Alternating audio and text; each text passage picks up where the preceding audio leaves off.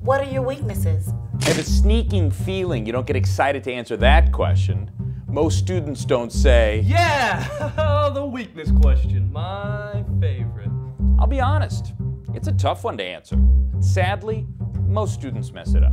In my days as a recruiting director, I certainly asked this question of a number of students, and I got a range of responses.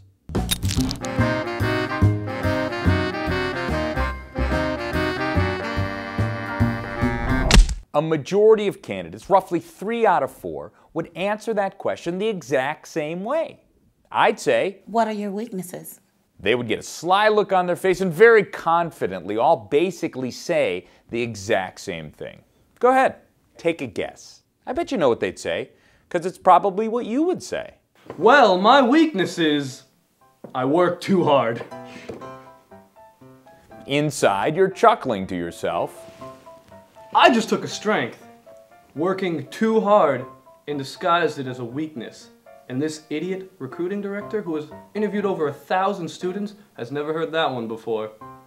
I might as well spend that signing bonus now. Sorry, but you work too hard or you're a perfectionist. Those are the weakest, cheapest answers in the history of interviewing. We old recruiting directors are a little smarter than you think. The best way to answer that question is to be honest. What a crazy concept. I should say relatively honest. Let me explain. Take an actual weakness, talk about how you identified it, how you're working on it, and why it's important for you to correct it. Let's take a look at an example. What are your weaknesses?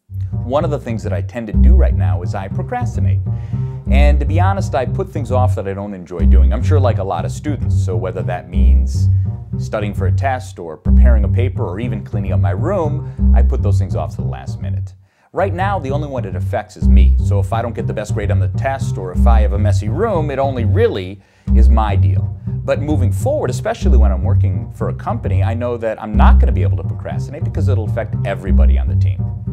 At the beginning of every week now, I write down all the things I need to do. I take the things that I don't enjoy doing and put them at the top of the list. And I won't let myself go to number 2, let's say, until I finish number 1. Now, I'm not perfect at it yet, but it has really sort of helped me recognize how to manage my time and help me avoid procrastinating so much. Now, that can work for most weaknesses. Being more organized, being more patient, being less of a procrastinator, managing your time more effectively.